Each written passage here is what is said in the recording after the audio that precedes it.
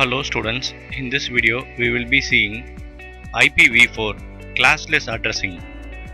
In this classless addressing, we are going to see variable length blocks, subnetting and address allocation. There was a very limited IP address provided in the classful addressing method. So we move on to the classless addressing. This classful addressing has created many problems by providing a very limited number of IP addresses. The only solution is to move on to classless addressing, which was proposed in the year 1996 and will eventually render the classful addressing obsolete.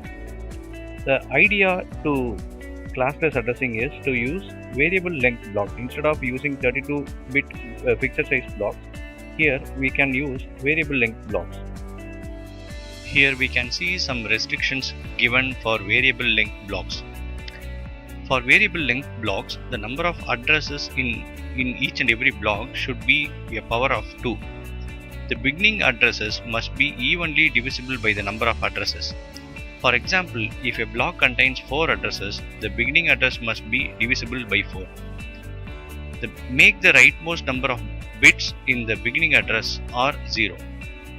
If the block has less than 256 addresses, we need to check only the rightmost byte. If it has less than 65,536 addresses, we need to check only the 2 rightmost bytes and so on. In classful addressing, the mask is implicit. The mask for a class A block is 255.0.0.0 and which can be extended up to the subnet of 8 blocks. However, in classless addressing, when an address is given, we must also have its mask to know its belonging block.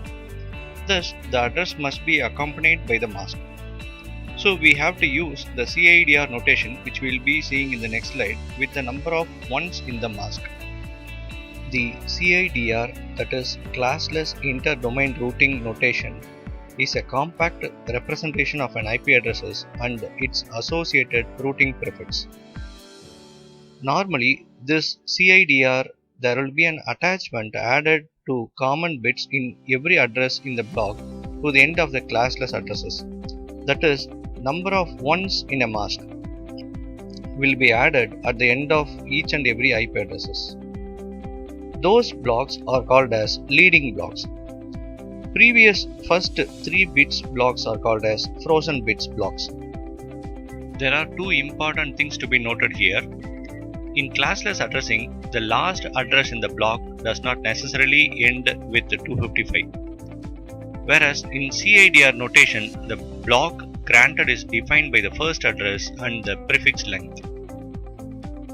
Subnetting. We can also use subnetting with classless addressing.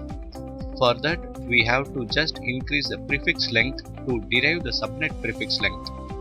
For example, if an organization is granted with a block of 130.34.12.64/26, the organization, now the problem is the organization needs 4 subnets. So we need to add 2 more ones and then the final subnet prefix is calculated with that numbers. So the result is now we get 28. Address allocation in classless addressing is managed by Internet Corporation for Assigned Names and Addresses, that is ICANN. However, ICANN does not allocate addresses to individual organizations. It assigns a large block to an ISP. ISP is nothing but Internet Service Provider. Then this ISP divides its assigned block into smaller subblocks to its customers.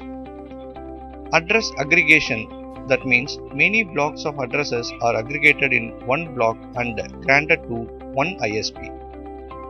So totally the number of granted addresses are 65,536 and the number of allocated addresses are 40,960, whereas the number of available addresses are 24,576.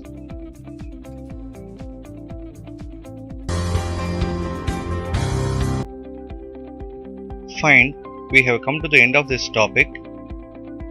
We will see the next topic in the next video. Thank you.